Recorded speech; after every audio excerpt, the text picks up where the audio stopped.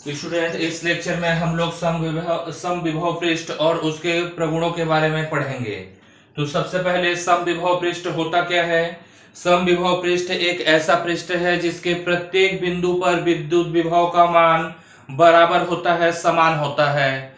ऐसे पृष्ठ को हम समविभव पृष्ठ कहते हैं। जैसे मान लीजिए यहाँ पर मैं एक पृष्ठ बना देता हूँ।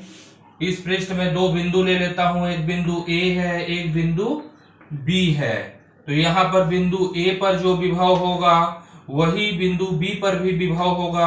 कोई तीसरा, चौथा, पांचवा, कितने भी आप बिंदु लेते जाइए, इस पृष्ठ पर अगर वो बिंदु है तो उस पृष्ठ पर विभव का मान बराबर होगा।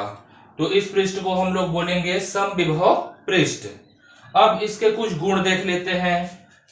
आप चाहे तो नोट भी करते हुए चल सकते हैं। पहला पॉइंट जो है इसमें आप लिखेंगे, किसी समविभव पृष्ठ में एक बिंदु से दूसरे बिंदु तक किसी आवेश को ले जाने में किया गया कार्य शून्य होता है। मतलब बिंदु ए से बिंदु बी तक अगर आप किसी एक आवेश Q0 को ले जा रहे हैं तो ये जो कार्य होगा, कार्य का मान शून्य होगा। ऐसा क्यों? आप जानते हो कि विभवांतर के परिभाषा से आप जानते हो कि विभवांतर VB माइनस VA बराबर होता है W बटा Q0। आप जानते हो कि विद्युत क्षेत्र के अंतर्गत किसी एकांक धनावेश को एक बिंदु से दूसरे बिंदु तक ले जाने में किया गया कार्य उन दोनों बिंदुओं के बीच विभवांतर के बराबर होता है। तो ये तो विभवांतर का फॉर्मूला हो गया। अब कार्य क्या हो जाएगा? कार्य बराबर हो जाएगा आवेश गुणित विभवांतर VB माइनस VA। लेकिन देखिए आपने यहाँ पर लिखा है कि VA और VB बराबर है। अगर VA को मैं VB के साथ ले जाऊं तो मैं लिख सकता हूं क्या? VB माइनस VA बराबर 0 या VA माइनस VB बराबर 0। जब दो बिंदुओं में विभव बराबर है तो विभवांतर का मान कितना होगा? शून्य। विभव बराबर है तो विभव में अंतर कितना होगा? शून्य होगा। तो VB माइनस VA का मान क्या हो गया? शून्य। Q0 से ये गुणा होगा तो ये जो कार्य होगा वो किसके बराबर हो जाएगा? शून्य। इसीलिए हम कहते हैं कि समविभव पृष्ठ में एक बिंदु से दूसरे बिंदु तक एकांक धनावेश को या किसी भी आवेश को ले जाने में किया गया कार्य शून्य होता है। पहला गुण। दूसरा, समविभव पृष्ठ के किसी भी बिंदु पर विद्युत क्षेत्र सदैव उसके लंबवत होता है। जैसे बिंदु बी ले लिया, इस पे मैं एक लंब डाल दिया, ये लंब जो है विद्युत क्षेत्र की दिशा को प्रदर्शित करेगा। ये हो गया दूसरा प्रगुण। फिर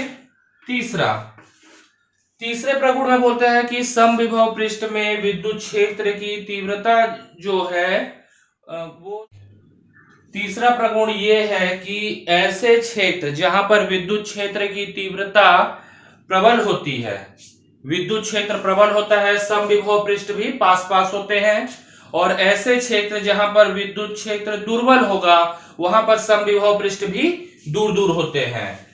विद्युत क्षेत्र और विद्युत विभव के बीच का जो संबंध है उससे आप जानते हैं कि विद्युत क्षेत्र की तीव्रता विद्युत विभव के ऋणात्मक प्रवणता के बराबर होता है। लेकिन यहाँ पर dV जो है वो तो नियत रहेगा। जब dV नियत है तो हम लिख सकते हैं E समानुपाती 1 बटा dr या dr समानुपाती 1 बटा E। जहां पर E का मान ज्यादा है वहां पर dr का मान कम होगा। E का मान ज्यादा है मतलब विद्युत क्षेत्र प्रबल है, dr का मान कम है मतलब समविभव पृष्ठ पास पास है। जहां पर E का मान कम होगा मतलब विद्युत क्षेत्र दुर्बल होगा, वहां पर dr का मान ज्यादा होगा, यानी समविभव पृष्ठ दूर दूर होंगे। तो ये तो हो गया तीन आपके प्रॉपर्टी समविभव पृष्ठ के।